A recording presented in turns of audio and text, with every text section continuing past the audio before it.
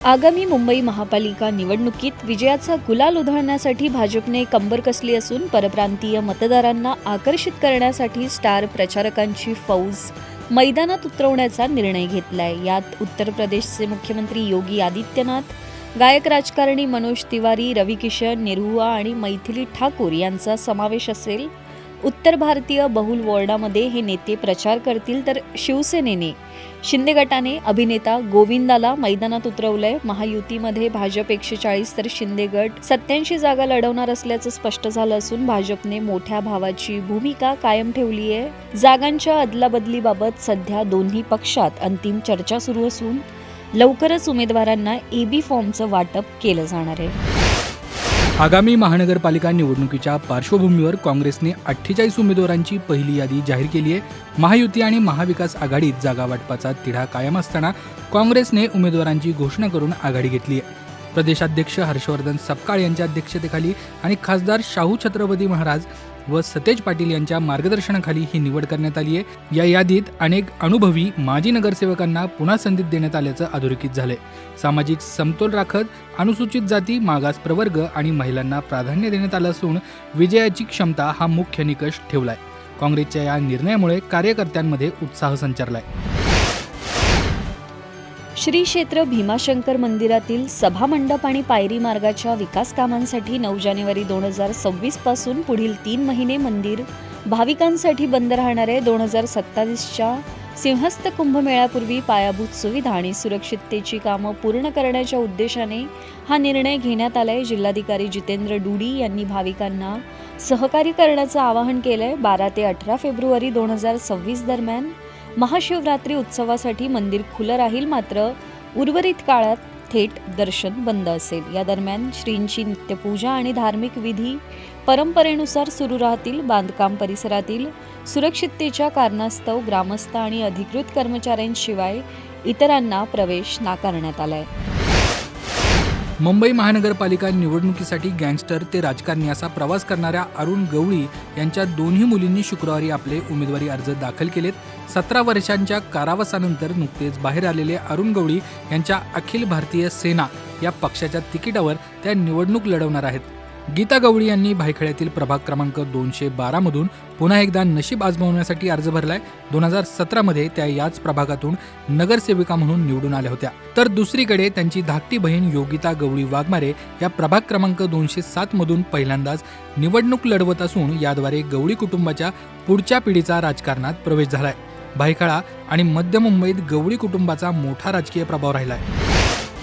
मोदी सरकारने मनरेगा योजना बंद करून त्याऐवजी VBG रामजी कायदा लागू करणं म्हणजे गरिबांच्या पाठीत खंजीर खुपसण्यासारखं आहे, असा गंभीर आरोप काँग्रेस अध्यक्ष मल्लिकार्जुन खरगे यांनी केला आहे। काँग्रेस कार्यसमितीच्या बैठकीत ते बोलत होते।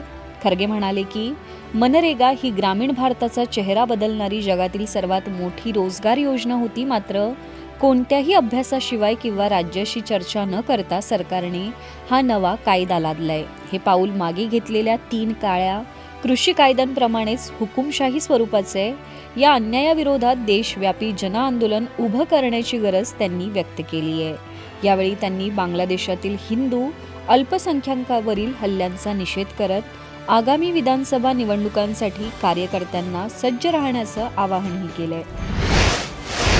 पंजाबमधील अमृतसर येथे 55 कोटी रुपयांच्या निविदा घोटाळ्याच्या तपासात हलगर्जीपणा केल्याप्रकरणी SSP लखबीर सिंह यांना राज्य सरकारने तडकाफडकी निलंबित केले। एका वरिष्ठ IAS अधिकाऱ्याने केलेल्या तक्रारीनंतर गृह विभागाने ही कठोर पावलं उचलली आहेत। हे संपूर्ण प्रकरण अमृतसरच्या पॉश रंजीत अव्हेन्यू भागातील 55 कोटींच्या विकास कामांच्या निविदांशी संबंधित असून त्यात मोठ्या प्रमाणावर भ्रष्टाचार आणि सरकारी निधीचा अपहार झाल्याचा संशय आहे। या प्रकरणाच्या तपासाची जबाबदारी लखबीर सिंह यांच्याकडे होती, मात्र त्यांनी कर्तव्यात कसूर आणि गंभीर गैरवर्तन केल्याचा ठपका ठेवत अतिरिक्त मुख्य सचिव आलोक शेखर यांनी त्यांच्या निलंबनाचे आदेश जारी केलेत। या घोटाळ्यातील आर्थिक अनियमितता आणि इतर पडद्यामागच्या सूत्रधारांचा शोध आता अधिक तीव्र वेगाने करण्यात येतोय।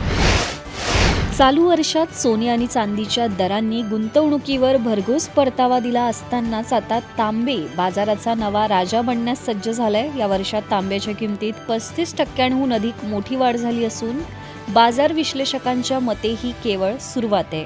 वाढत्या औद्योगिक मागणीमुळे चांदीच्या किमती ज्याप्रमाणे वधारलेत तसेच काहीसे चित्र तांब्याबाबत दिसते. विशेषतः आर्टिफिशियल इंटेलिजन्स क्षेत्राचा विस्तार आणि डेटा सेंटरच्या उभारणीत तांब्याचा वापर मोठ्या प्रमाणावर वाढलाय. या तुलनेत बाजारात तांब्याचा पुरवठा मात्र मर्यादित आहे. रॉयटर्सच्या सर्वेक्षणानुसार आगामी काळात तांब्याचा पुरवठा 1.5 लाख टनांनी कमी पडण्याची शक्यता आहे. वीज यंत्रणांचे आधुनिकीकरण आणि वाढती जागतिक मागणी पाहता भविष्यात तांब्याचे दर गगनाला भिडतील आणि गुंतवणूकदारांना मोठा नफा मिळवून देतील असा अंदाज तज्ज्ञांनी व्यक्त केलाय. केंद्रीय कर्मचाऱ्यांसाठी 8व्या वेतन आयोगाची प्रतीक्षा आता संपताना दिसते. तसेच जर सरकारने फिटमेंट फॅक्टर 2.15 निश्चित केला तर कर्मचाऱ्यांचा मूळ पगार थेट दुप्पट होऊ शकतो. 1 जानेवारी 2026 पासून हा बदल लागू होण्याची शक्यता आहे. ज्या कर्मचाऱ्यांचा सध्याचा किमान मूळ पगार 18,000 रुपये तो 2.15च्या पटीत वाढून 38,700 रुपये होईल. तसेच 50,000 रुपये मूळ पगार असणाऱ्यांचा पगार 1,07,500 रुपयांवर पोहोचेल. या वाढीमुळे केवळ पगारच नाही तर महागाई भत्ता, घरभाडे भत्ता आणि पेन्शनमध्येही मोठी वाढ होणार आहे. अद्याप अधिकृत घोषणा बाकी असली तरी या संभाव्य निर्णयामुळे कर्मचाऱ्यांमध्ये आनंदाचं वातावरण आहे. दाक्षिणात्य सुपरस्टार अल्लू अर्जुनच्या पुष्पा 2 चित्रपटाच्या प्रीमियर दरम्यान झालेल्या चेंगराचेंगरी प्रकरणी पोलिसांनी न्यायालयात दोषारोपपत्र दाखल केलंय. या घटनेत एका महिलेचा मृत्यू झाला होता तर तिचा मुलगा गंभीर जखमी झाला होता. हैदराबादमधील संध्या थिएटरमध्ये 4 डिसेंबर 2024 रोजी झालेल्या या घटनेत अल्लू अर्जुनसह थिएटर मालक आणि सुरक्षा रक्षकांवर निष्काळजीपणाचा ठपका ठेवण्यात आलाय. पोलिसांनी परवानगी नाकारलेली असतानाही अभिनेता तिथे पोहोचल्याने गर्दी अनियंत्रित झाल्याचा आरोप आहे. तसेच खासगी बाउन्सरच्या वर्तणुकीमुळे गोंधळ वाढल्याचं तपासात समोर आलंय. या प्रकरणी विविध कलमान्वये गुन्हे नोंदवण्यात आले असून या कारवाईमुळे चित्रपटसृष्टीत मोठी खळबळ उडाली आहे.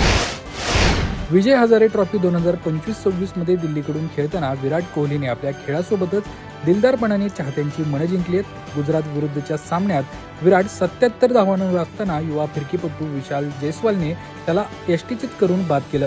एका दिग्गज फलंदाजाला बाद केल्याचा आनंद विशालच्या चेहऱ्यावर ओसंडून वाहत होता. विराटनेही मैदानातील आक्रमकता बाजूला ठेवून सामना संपल्यानंतर विशालला बोलावलं आणि ज्या चेंडूवर तो बाद झाला त्या मॅच बॉलवर स्वाक्षरी करून त्याला भेट दिली. विशालने हा भावुक क्षण सोशल मीडियावर शेअर करत विराटचे आभार मानले. स्टार खेळाडूची ही प्रोत्साहन देण्याची वृत्ती सध्या चर्चेचा विषय ठरली आहे.